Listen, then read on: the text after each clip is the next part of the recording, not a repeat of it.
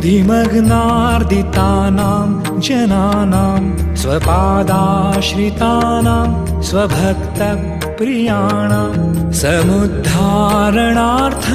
कलौ सम्भवन्तं नमामीश्वरं सद्गुरुं साईनाथं।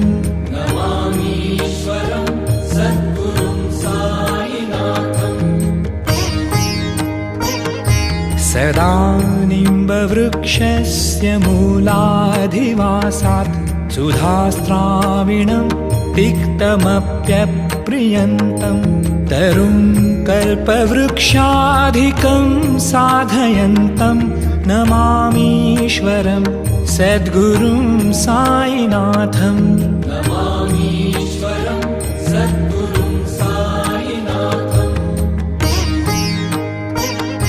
सदा